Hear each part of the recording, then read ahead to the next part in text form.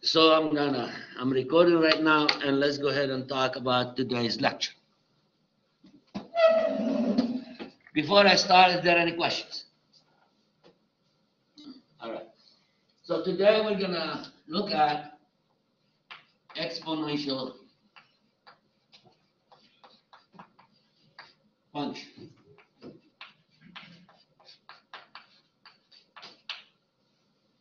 Exponential functions are functions of the form of, say, f of x equals a, and let's make the simple one first, a to the power x. A to the power x, where a is greater than 0, a is a number bigger than 0, and a does not equal to 1. Because if a is equal to 1, then you will have 1 to the power x. That's going to equal to 1 all the time, no matter what x is, as long as c is a real number. Therefore, you will have a constant function. It's not exponential anymore. Okay. Now, example of such exponential functions, say for instance, you have 2 to the power x. That's an exponential function. Unlike polynomial, you have the variable raised to a certain power, but in exponential, most likely you have the exponent itself is a variable. Okay? The exponent itself is a variable. So a to the power 2 to the power x is one exponential function. E to the power x is an exponential function. Does anybody know what e is? E is a number like pi. Okay? E, if you have a calculator, E is equal to 2.718. It's an irrational number where it doesn't end. It doesn't end after the decimal. So that's what E is. But in any case, we might see that it is on your calculator. If you have a calculator, you can look at the calculator. If you have it, either it would say EX on the calculator, or it's normally under the ln, and then you will see the letter E, where you use the exponential to solve. So those are basically exponential functions. We could have 1/2 to the power x, and so on. Okay. So now, when we were talking about polynomial, we looked at some rules, multiplying variables, dividing variables, and so on. Yes? Today, we're going to remind of one rule, and then maybe because we're going to use it right here. Okay? That rule is about negative exponent. Suppose you have, for instance, x to the power 3, I'm dividing that by x to the power 5. So this is basically x times x times x divided by x times x times x times x times x. So basically, this is what this is, right? Provided x is not equal to 0. Yeah? All right. Now, because if x is 0, then the denominator is 0. We can't have that. Okay? Now we can simplify, and then we end up with 1 over x times x, which is simply 1 over x squared.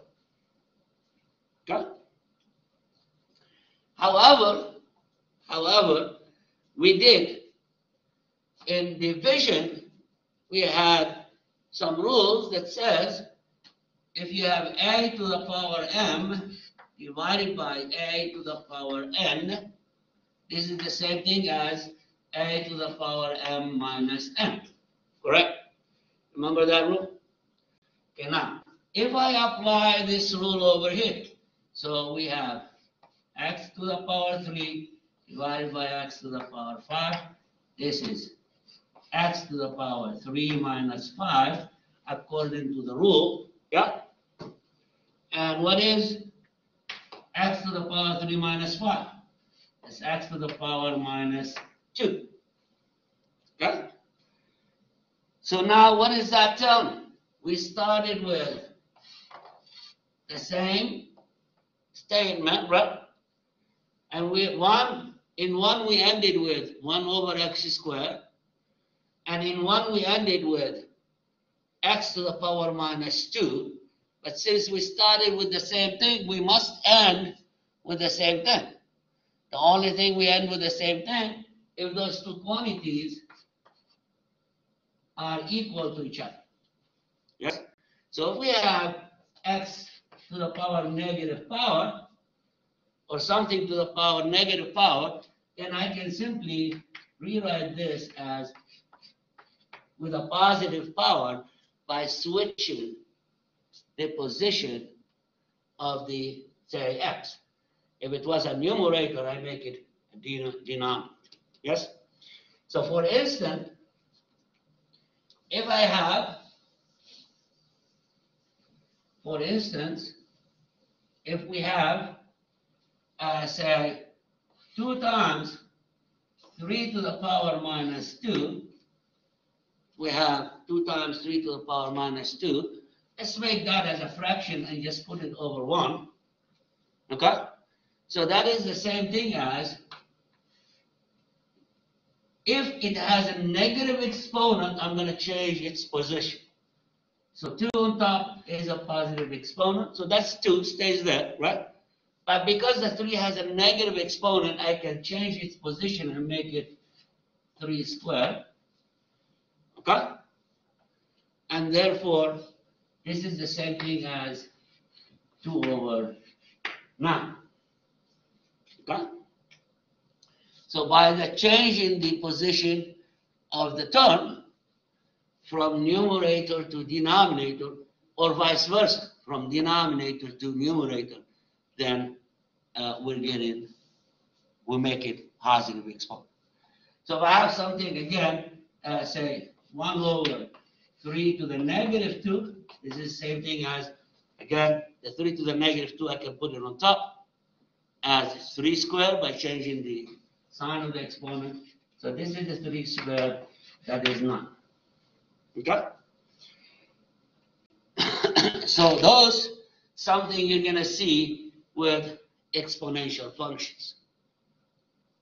So now we clarified this, which I didn't clarify in the first class, but we done it over here, so they will see it on the video. Hopefully I'll use this video for uploading. So now let's take a look at how to graph exponential function, or how does exponential function look like when you graph it.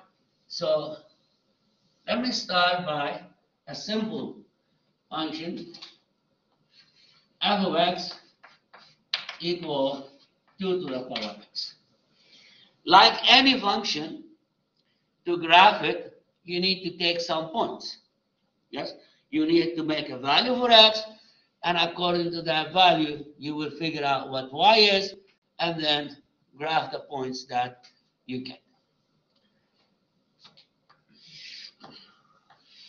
So let's say this is my x, this is my f of x equal 2 to the power x. And let's go ahead and choose points for x, or values for x, and figure out what y is to solve.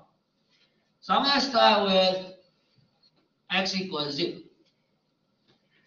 When x equals 0, what is the value of 2 to the power x?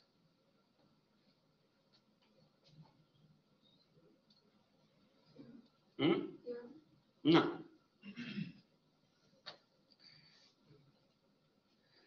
All right? It is 1. I don't know if you you remember that last time we talked about any time you have, because of the rules, say you have x cubed over x cubed, where x is not equal to 0, this is equal to 1 because we're dividing a number by itself, right? So that's equal to 1. But again, if I apply the rules of division, that would also be x to 3 over x cubed equal x to the power 3 minus 3, which is x to the power 0. Yeah? So therefore, those two are the same. These two must be the same. Yeah? So that's why. Any number, it doesn't matter what it is, as long as it's not 0. Any number raised to a 0 power is always equal to 1. Okay? Whether that number is positive, whether that number is negative, it doesn't matter, as long as it's not 0. If it's not 0, the answer is always 1. Okay? So with that, let's continue. When x is 1, then we have f of x is 2 raised to the first power, and that's equal to, because 2 to the raised to the first power is 2. And when x is 2, then 2 raised to the second power is 4.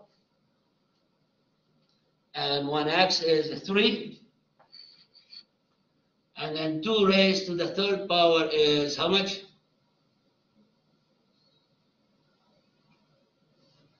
What is 2 raised to the third power? 8. Because you multiply 2 times 2 times 2, you get 8, yes? Now let's consider the negative exponent. When x is negative 1, 2 raised to the negative 1 power is equal to how much?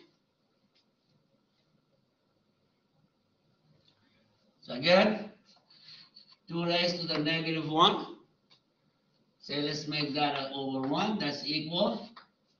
This is going to be on the bottom by what's left on the top. What? Yeah? So this is simply what? 1/2.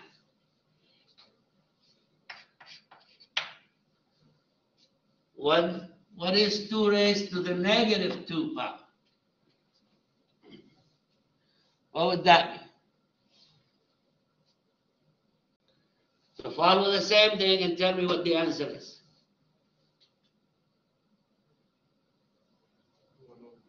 1/4. And of course, if it was negative 3, that would be 1/8 and so on. Yeah? So let's grab this particular graph. So let me go ahead and erase these and see what happens.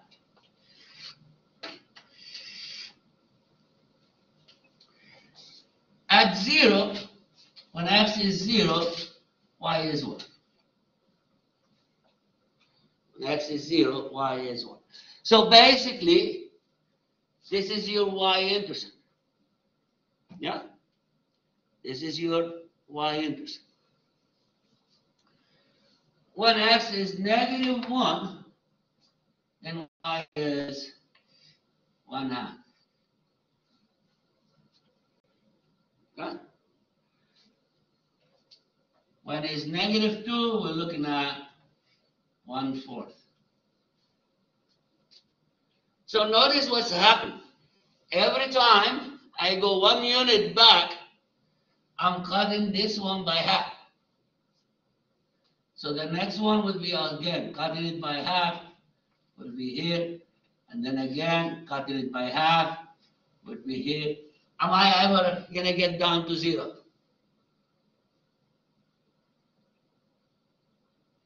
No. Imagine yourself, you're in this room and you're trying to get to the door, but every time you step half the distance. Yeah?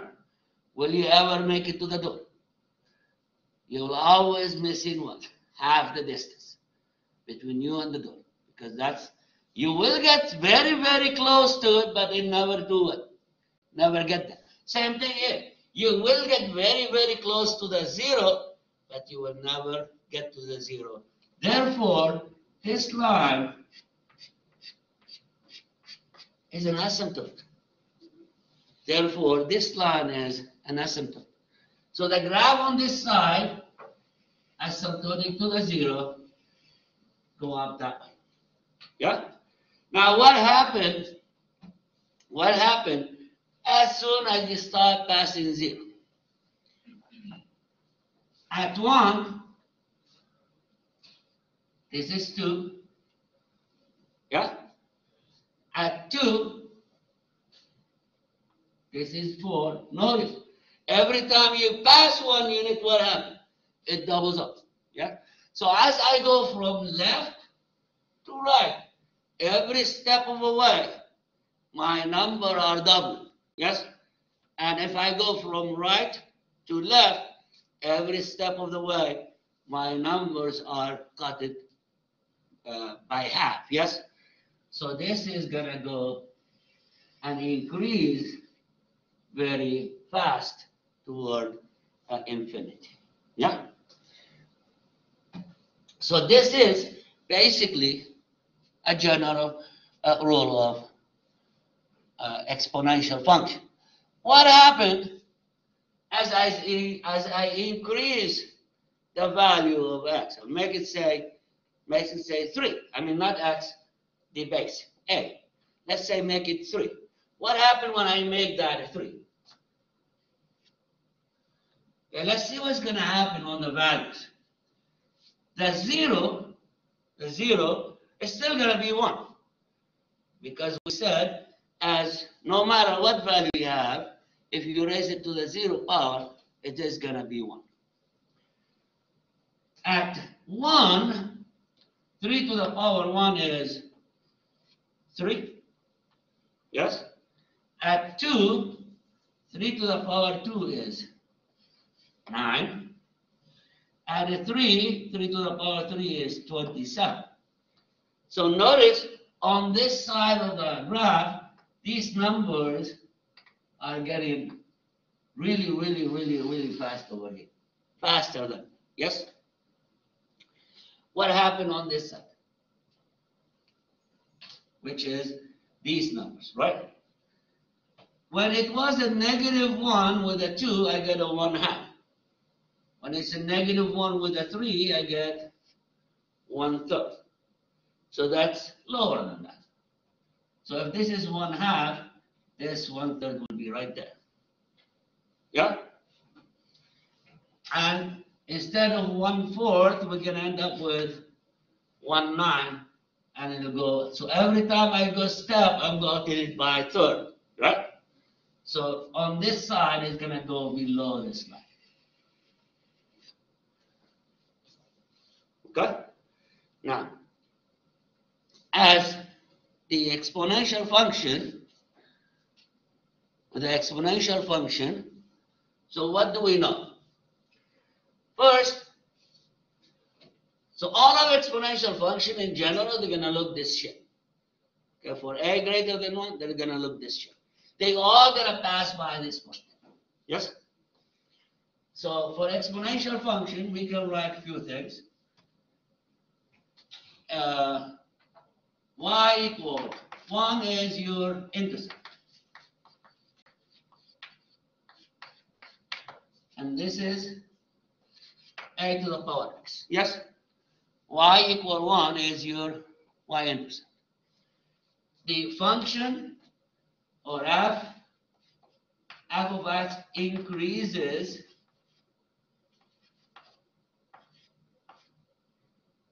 from -infinity to infinity. So as I go from -infinity, I notice that the graph starts getting bigger and bigger and bigger, right? So it is increases. What else do I know? I mean, we know from here it gets smaller down this way, it gets bigger down that way. So those are basically the two stuff that you need to look at when you're looking at exponential functions. Okay. Let me see if there's something else in the book that they want us to emphasize more.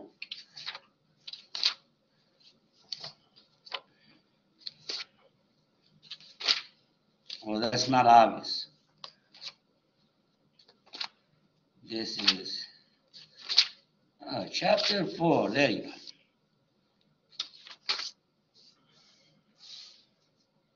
Okay. So one more thing I didn't specify. Y equal 0 is your horizontal asymptote. Your horizontal asymptote is y equal to 0. Clear on that? Yeah? All right. So this is, we looked at values. Notice the values I did over here. A was bigger than 1. Yes? What happened when A is between 0 and 1? Let's take an example.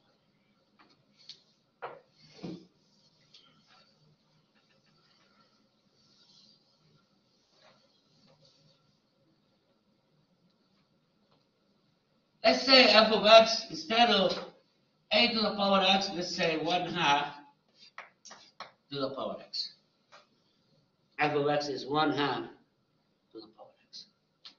So again, let's do x, f of x equals 1/2 to the power x. 1x is 0. When x is 0, y is 1. Yes? When x is 1, y is 1/2. Because if I take 1/2, raise it to the first power, I still get 1/2. Yes?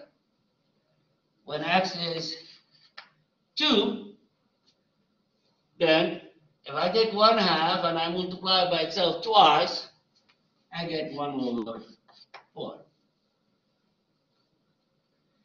If x is 3, we get 1/8. Notice the values I used to get on this side when it was 2, right? I'm getting it now on which side? On this side when it is 1/2. Yes? So when x is -1, what is 1/2 to the -1 power? Well, if you have a fraction, all you do is just simply flip the fraction and make it positive. Yes?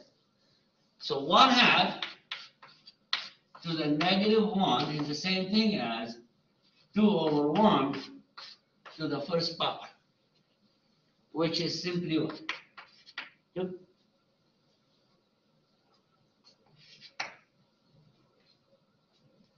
Yeah? Okay, what is the value when x is -2?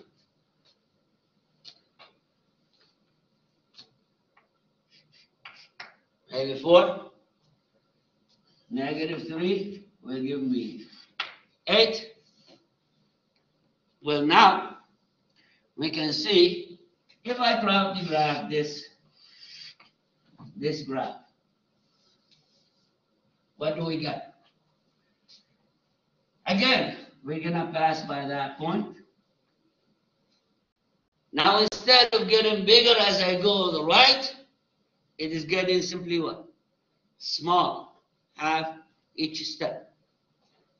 So that's half the first step, half the second step, half the third step, half the fourth step, and whatnot.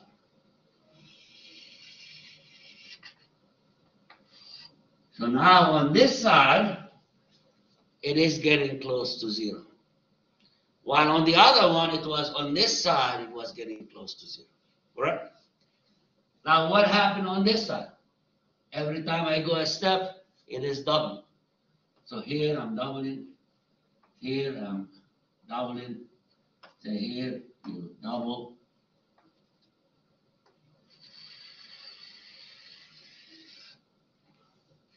It is simply Similar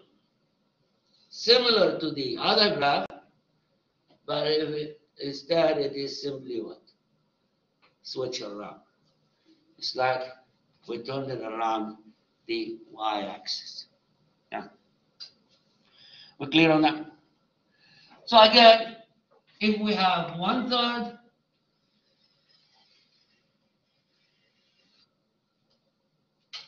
from here is going to be higher, from here is going to be lower, right? 1/4 even higher from this side, and even lower from this side, and so on. Yes? So this is for a less than, actually, a between 0 and 1. If the value of a between 0 and 1, the graph looks like this.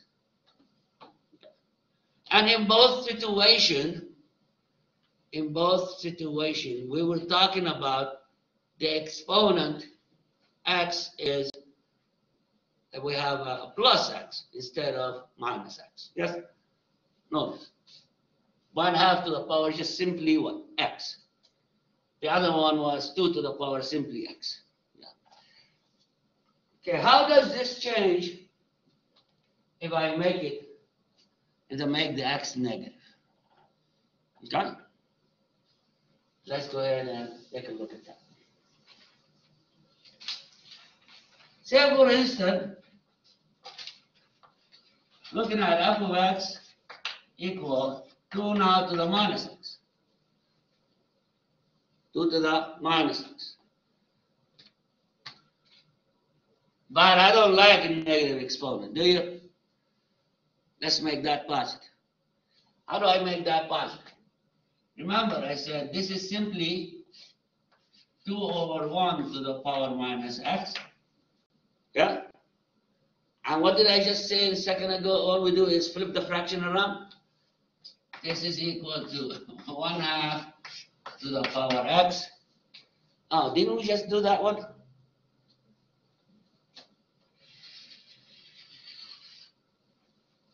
That's 2 to the minus x.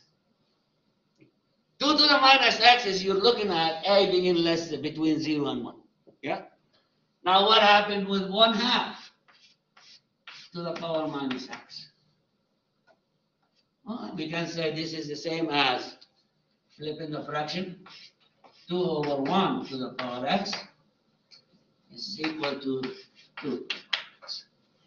So when you flip the fraction, that becomes same thing. Yeah? Okay. There's one thing that really is not specified here.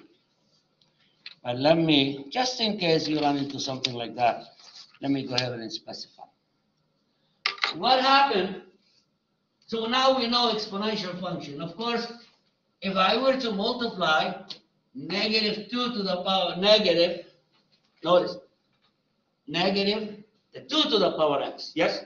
So this negative is outside the exponential. Only thing is going to happen is, all the values I get for 2 to the power x, instead of being positive, they're going to become negative.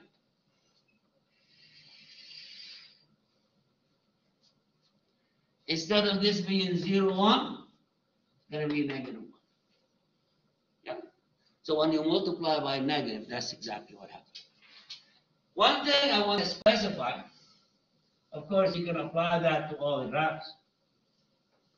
We just did. What happens when you add a number? Say f of x equal 2 to the power x.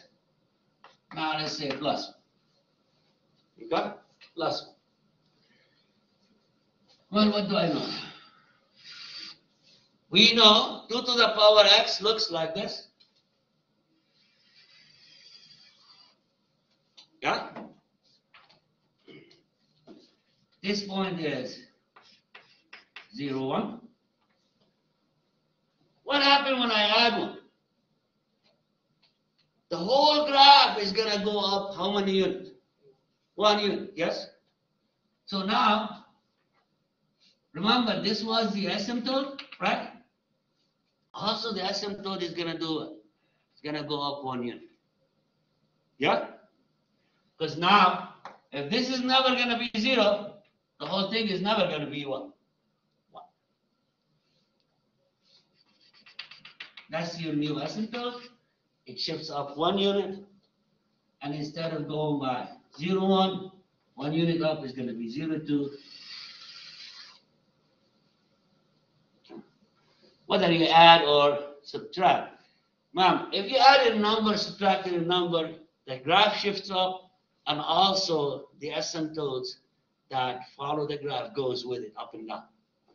Now, the asymptote doesn't go left or right, because it's, if I move it left or right, I'm not going to make any difference. Yes? If I move it left or right, I'm not going to make any difference on the graph. But if I move it up and down, the asymptote goes along with it, whether it is positive or whether we add in or subtract. Okay? So the rules we talked about are basically applied to the fact that there's nothing added to it. Yeah. When there's something added to it, the rules still apply, but then you have to apply it from the point where it starts.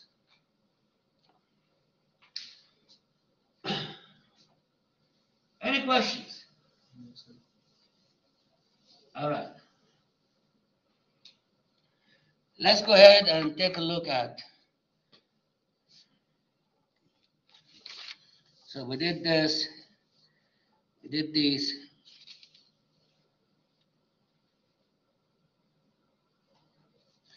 Okay, it says the annual amount of wine in millions of gallons consumed by the United States can be approximated by the function f of x equal 34 e raised to the power 0.029x.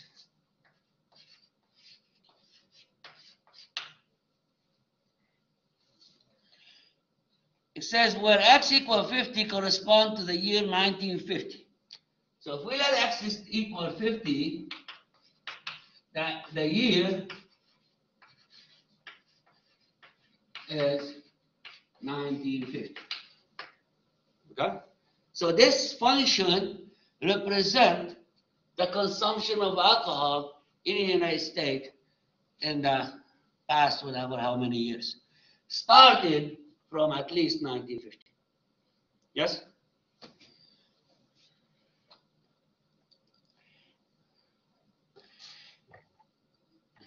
It says, how much wine was consumed in 1990? It says, how much wine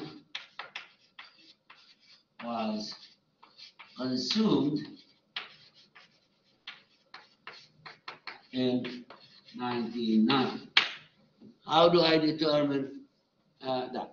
First of all, in 1990, we need to know what is the x value for that year. Yes? Now, based on the given, x equal 50 in 1950. Yes? So that means the start counting from 1900. So in 1990, x equal how much? X equal 9. So the question is now written in function format, find f of 90. Yes, so we're basically trying to figure out the value of the function at x equal to 90. How do I find that? Just simply do substitution. So that's equal, gonna substitute x into this function. We 34 e 0.029 times 9. Of course, if you do have a calculator, it'd be nice to start learning how you apply that. Again, what did we say E was? E was just simply a number. Yes? And that number is an irrational number, and it is 2.718, and it goes forever. So, but it is on your calculator, strictly based on your calculator or on the calculator. It would say either e to the x. On the calculator, it might say e to the x. Yes? If you press that value, you'll get a cursor that says e and maybe a square on top of it. That's where you put that in there. If you don't have your calculator, you may have a phone. And depending on what kind of phone you have, then you do either have EX or other options. Now, if you don't have that option on the calculator, you will have an option that says LN. And then you will have underneath the LN, you will see an E there. And to get to that E, you have to press second LN. And that will give you the E function on the calculator. Now, of course, if you don't know how to use it, we'll go ahead and you can come to me and I'll show you how to use your calculator or any other option. They may not allow you to use a phone, so be ready to use a calculator. Now, if you plug in those numbers, then you will have, the answer is approximately 462 million gallons.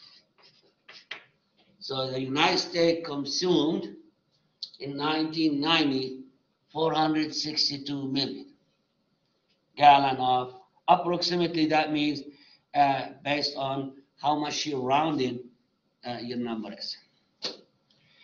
Okay, it says how much wine was consumed in 2015. So another question is, we need to figure out the value of the function at when the year 2015, what is x? X is going to be how far we went from 1900 to 2015. That would be how much? 115 years? Yes? So now we're looking at finding the value of f of 115. And how does that change from this? Only thing it changes, you're just going to take the 90, and then we're going to replace that by 115. I'm going to take this 90 away and replace that by 115. Yes? And when those two numbers switch, then the new value would be